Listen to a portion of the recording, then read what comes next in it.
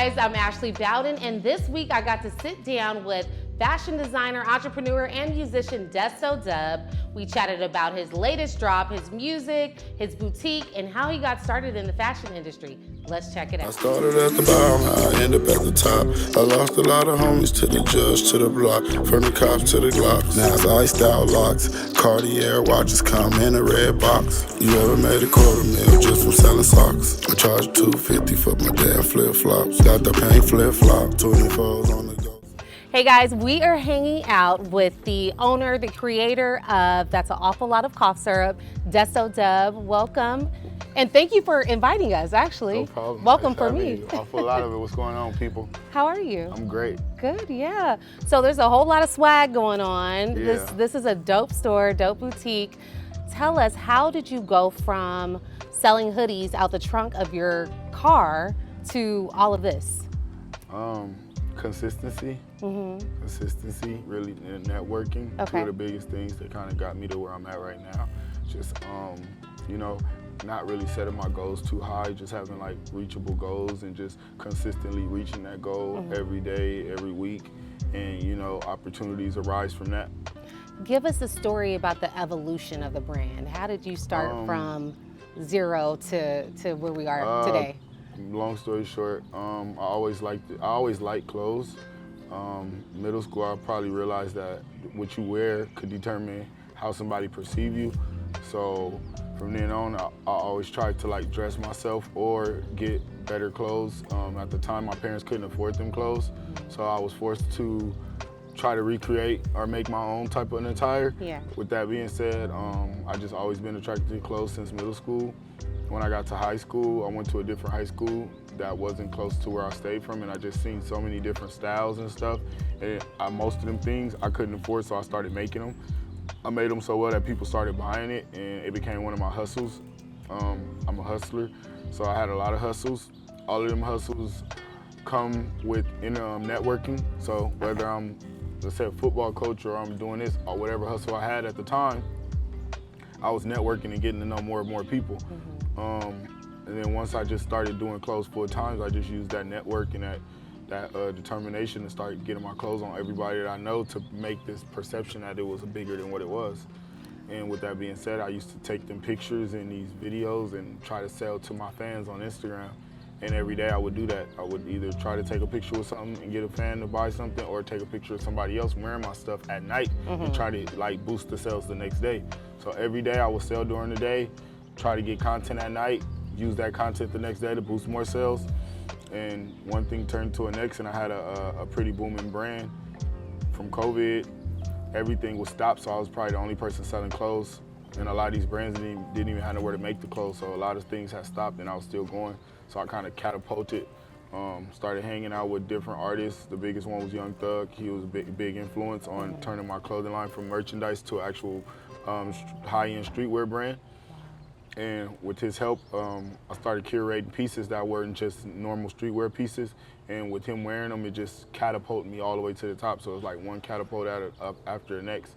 And, you know, the money started coming in, and we just started using it the wise way, reinvesting it back into the company. Yeah. To where now we have like 2-3 stores, online warehouse, you know, stuff like that. Yeah, that's amazing. It takes that one moment just to, like you Really, said, catapult I feel you. like anybody that's wanting to do anything is really that kind of tunnel vision, that kind of selfishness, where you just stay focused. Like you know, a lot of people are like, oh, I play basketball, but everyone knows it took that one like full year of not doing anything but playing basketball. I wasn't hanging out, I wasn't smoking, I was just playing basketball. If you're a podcast, you know, you just really did tunnel vision and you stopped doing everything, you was just concentrating. And when I say like tunnel vision, is meaning like you're not just doing it, you're concentrating on doing it and how to make it better the next time. So the next time will be tomorrow or the next day and the next day. So like if you're playing basketball and you're dribbling and you want to get better, you're going to try something new. And then if that works, you're going to keep trying that. So just keep trying and failing and trying and failing and not doing anything else but trying and failing at clothes. It kind of just, that was the biggest part. I feel like that kind of. Yeah. I heard a quote this week, and it said, you can't go through life being afraid to fail. And you obviously have not. I show my failures. I learned a lot from my failures. I learn so much from all of my failures. If I fail or if something doesn't go right, I learn from it. If something goes right, I learn from it as well, how to make it go even better. Yeah. You know, so yeah, you gotta do it. It's the only way for certain people to learn is if you go through it yourself, because a lot of stuff they try to tell you, but until you touch the fire, you don't know it's hot. Yeah. What does Nip say about that? Nipsey has a quote about, basically he's saying like, the best teacher is your own experience. Yeah. The best teacher in life is your own experience. Yeah. So such a unique name. That's an awful lot of cough syrup. Yes. What's the backstory behind that? What does it mean? How did you come up with the name? The meaning, the meaning has changed in a sense, but it really was just a catchy slogan at the time, like a viral moment that I was in, where I was pulled over with something, and the officer was being funny, trying to joke, and he said, "That's an awful lot of cough syrup." And like a year or two later, it was just kept ringing. It was so catchy. So we determined, like, first we just started that being a slogan, and then it was just so we were like, hey, let's just make that the name of the brand. That's an awful lot of cough syrup. You must be really sick. That's what's up. You're good at recognizing moments and capitalizing on them. Yeah, because I've had plenty of moments where I didn't capitalize off of them. So. And that doesn't feel good. Yeah. The so feeling like, of regret. You see where it's like, okay, I did this and they took advantage of it and made a song, or I did this and somebody else took advantage of it and made something. So I'm gonna take advantage of my own things for now. I love that. You guys offer like a little bit of everything for everyone. You guys have clothes for the dogs, you have baby clothes, you have men and women's wear. Yeah. Give us a little bit of information about what the brand offers and who the brand caters to. The brand is basically a streetwear brand. You know, we're a little upscale because we're on the more of the pricier side, but we only do that because the pieces are limited. And with me having a brand, me having a business, I create stuff that I actually use or wear. Yeah. You know, it's kind of hard for me to create something that you wouldn't even see me in. So yes, with the brand, I have a dog. So I'm like, hey, every time my dog goes viral, right now I put him on. I have a daughter, so I make kids clothes. I have a wife, so I make women's clothes. It's me, I make men's clothes. You know, anything that I could use or something that I would buy, I try to create it and give it to my customer. Yeah, I noticed that. I was like, it seems like you were curating the brand after your lifestyle. You obviously show your daughter a lot on IG, her dog, so and like, your wife. I just look at those things and be like, if I already got the motto, why don't I have the product? Yeah, no, it makes perfect sense. Yeah. And you guys just had a recent drop this week. It seems like you guys always have drops. We're dropping every 2 weeks. We used to just drop whenever the stuff was done, but we're trying to like create that demand again, you know, since the pieces are so limited. Yeah. That speaks to the consistency that you were just talking about. So yeah, y'all are living it. Y'all are doing it. So speaking of, I know we talked about Young Thug. Most recently, was it Young Thug? I want to make sure. Okay. Most recently, you guys had a collaboration with French Montana, right? Yes. So tell us about these big collaborations you're doing with major artists and how they come about and what we can expect in the future. 9 times out of 10, they come around from me being intrigued or just listening to the artist and seeing that I could create something with us. And then that'll be the first step. Like Lil Tyler, I'm doing a collab with him. I heard his music. I was like, this guy's fire. You know, they say he was from Florida. I love Florida. I reached out, and he probably didn't reply when I first reached out. I seen him with a few people that I know. I reached out to them, said I want to give him some stuff. I gifted him some stuff. He wore it. Once I gifted him some stuff, he already like seen how he liked it. I brought him back, and I seen what happened when he wore it and the people that reacted to it. So I was like, oh, this would be a great person to do a collab with. You know, he's up and coming, he's booming, and the people love seeing him in the gear. So from there, I usually reach out to them directly. Like first I don't go straight, hey, let's do a collab. Normally I want to get to know the person because you don't want to do a collab with a dickhead or somebody that's not like, you know, fun or cool or even real.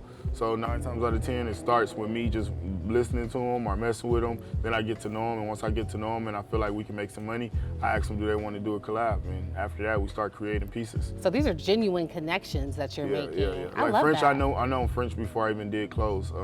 When I was still just a hype man for my buddy, and he always been cool. And he reached out to me like, hey, we got to do something. I'm like, for sure. Like I'm waiting on you. Yeah. And he gave me the green light, and that's just really how it happened. Fact, not fiction.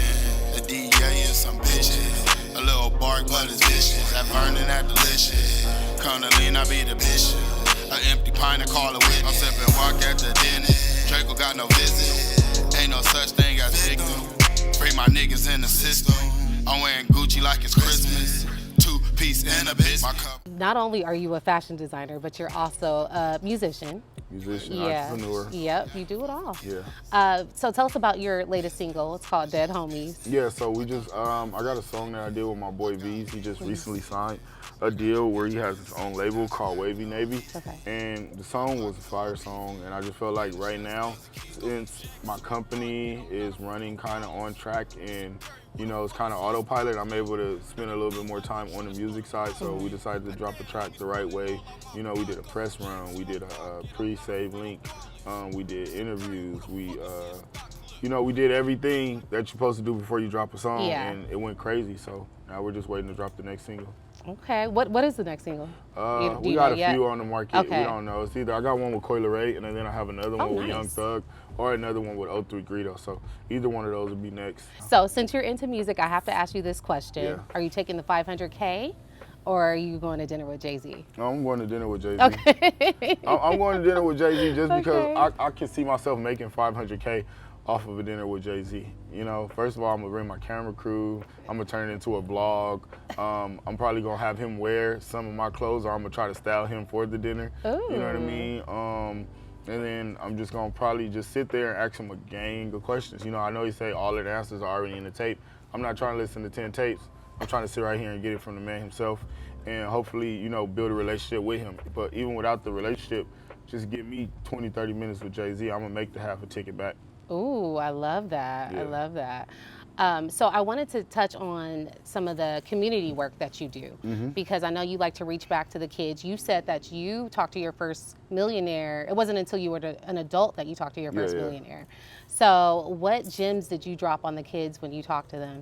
Well, the first thing I do is just talk to them. You know what I mean? It's not like, hey, let me just come on. I ask them what's going on with y'all, what y'all doing, y'all in school, what do you do? And most of the kids I'm around are kids out here selling candy.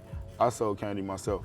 So, you know, I just kind of give them some of the game that I had and just let them know. Oh, you were the candy kid at school. Yeah, I was a candy kid. At school, out of school, before school. Okay. So when I talk to them, I just let them know, like, don't ever think that you have to do this or that to be where we at. You know what I mean? Or to try to look or dress like I do. I started off selling candy just like you. You know, you don't have to break in houses. You don't have to play a sport. You don't have to be the best. You can literally start with just a product like you have right now and just market it to the right person. And then, you know, you can make $1 million. I promise you, you can. Oh, that's... And, you know, somebody telling you that's like, it's like Ricky Bobby telling somebody, oh, you can drive fast. Like, you're going to be the best driver ever. So I just feel like with me telling them that is more believable than them hearing it on the internet or in a group of 20 at an auditorium or something. Like, I'm in your face. I'm touching you. This shit is real. This can happen to you. Don't think you can. And it probably can happen quicker than what I did if I didn't take all the wrong turns. That's really good information and good messaging that you're telling the kids. I just try to inspire them to be kind of like somewhat what I am. That's all I try to do, because where I'm at right now, you know, legal, professional, wise, I would love for kids to be on that mindset earlier. A lot of times you on bullshit, chasing the cat, chasing this, chasing that, when it's like, chase the bag. And the nice thing is that you're so present on Instagram, they can go, but they can actually watch you. They can watch your journey and all of that. So that's what's up. I show my fails and my wins. All right, so speaking of your wins, you've obviously built this successful brand. What is next for an awful lot of cough syrup? Well, we spent this year basically structuring the business so that, you know, it can run on autopilot. Next year, I think we're trying to expand, we're trying to grow, and just, you know, I take little steps. You know, I don't try to go from 0 to 100. 150 to 300. No, I'm like, for real, at 150, let's just try to get to 200. Even though I know we're gonna get to 250 or 300, I don't try to go there. I just set a little goal, and then I'm trying to make sure that we get there the most efficient, without no liabilities, without any interrupts or hiccups. That's my goal for next year. No liabilities, no interruptions, no hiccups, no out of nowhere bad things that happen. I want everything to be super, super smooth. And what's next up for the music? Where do you want that to go? So music for me, I like to do music because it's kind of like, I'll talk about stuff and then it actually happened because I put it on a song. So yeah, like I talked about having a car, and it's like, even when I talk about it in a song, I don't believe it. I'm just saying stuff because it rhymes or something, or it just comes off, or it just flows with the beat. Yeah. And then it naturally happens. Like from my cars to where I stay right now, I never expected to stay over there. I never even thought I would be staying in an area like that, and I do now. And I look back at songs where I actually spoke it to existence. So, you know, goal for me for music is just to keep making music, to keep expressing myself. Make sure it ties in with the brand, because if the music go good, the clothes go good. If the clothes go good, the music go good. So it's an ecosystem full circle. Tell everyone where they can buy awful lot of cough syrup, where they can follow your music, find your music, stream it, all that good stuff. What's going on? Desto Dubb. I'm pretty big on Instagram. Desto Dubb. Desto Dubb. Or you can just go to coughsyrup.shop. That's our website. Or if you're in the LA area, just stop on by Melrose store, 37669 Melrose. Or you can go to our downtown store, 312 West 5th Street. So you got Instagram, you have both of our stores, and you have our online. If y'all want to pull up, pull up. All right. Well, thank you, Desto. No, thank you I again for having appreciate me. you. Anytime. All right. Hey, what's going on? It's your boy Desto Dubb, and you just been buzzed.